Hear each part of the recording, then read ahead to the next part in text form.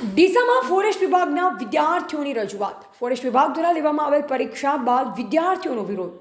સ્પર્ધાત્મક પરીક્ષામાંથી સીવીઆરટી પદ્ધતિ નાબૂદ કરવી અને ફોરેસ્ટ ભરતીમાં નોર્મલાઇઝેશન કર્યા બાદ દરેક ઉમેદવારના માર્ક જાહેર કરવામાં આવે તેવા મુદ્દાઓને લઈ વિરોધ દર્શાવ્યો. ડીસા ખાતે 200થી વધુ વિદ્યાર્થીઓએ ડીસા મામલતદાર, નાયબ કલેક્ટરને આવેદનપત્ર આપી રજૂઆત કરી. સરકાર દ્વારા તાત્કાલિક ધોરણે વિદ્યાર્થીઓના હિતમાં નિર્ણય લેવામાં આવે તેવી માંગ કરી.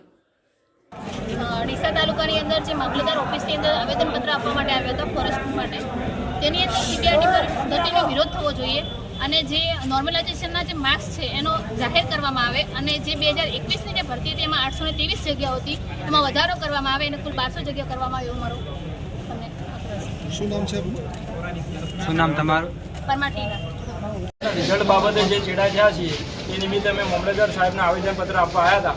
અમારો વિરોધ એ જ છે કે ભાઈ સીબીઆરટી પદ્ધતિથી જે પરીક્ષા લેવાઈ રહી છે એ બાકાત થાય, એનાથી ઉમેદવારોના ટાઈમનો ખૂબ જ બગાડ થાય છે. બીજી વસ્તુ કે ભાઈ જો રિઝલ્ટ બહાર પડ્યું તો નોર્મલાઇઝેશન વગરના અને નોર્મલાઇઝેશન સાથેના માર્ક જાહેર કરવામાં આવે તો વિદ્યાર્થી કે ઉમેદવારને ખબર પડે કે ભાઈ મારા આટલા માર્ક હતા અને આટલા માર્ક વધ્યા. ત્રીજી વસ્તુ કે ભાઈ જે જિલ્લામાં મહિલા ઉમેદવારોની કોઈ જગ્યા જ નહીં, એ જિલ્લામાં મહિલા ઉમેદવારોનું નામ કઈ રીતે આવ્યું અને આવ્યું હોય તો ભાઈ જગ્યાના 8 ગણા લેવાતા ને. કદાચ પાટણ જિલ્લાની વાત કરીએ તો પાટણ જિલ્લામાં એક મહિલાનું નામ આવ્યું તો 1 ના 8 તો 8 મહિલાઓના નામ નાખવાતા, કેમ એક જ મહિલાનું આવ્યું? બીજી વસ્તુ કે ભાઈ 4 આન્સર કી આવી, ઉમેદવારોનો ટાઈમ ખૂબ બગડ્યો. 4 આન્સર કી આવી, એમાં છેલ્લી આન્સર કી આવી એમાં પણ 35 પ્રશ્નોના ચેડા હતા, પણ એનું કોઈ નિરાકરણ થયું ના. વિદ્યાર્થીઓએ એ પણ સ્વીકારી લીધા. એ સ્વીકાર્યા તો છેલ્લે રિઝલ્ટમાં પણ ડાયરેક્ટ 8 ગણા બોલાવી દીધા. ના માર્કનો કોઈ ઉલ્લેખ ન કશું નહીં. એટલે અમારી આ વિરોધ હતો અમારો.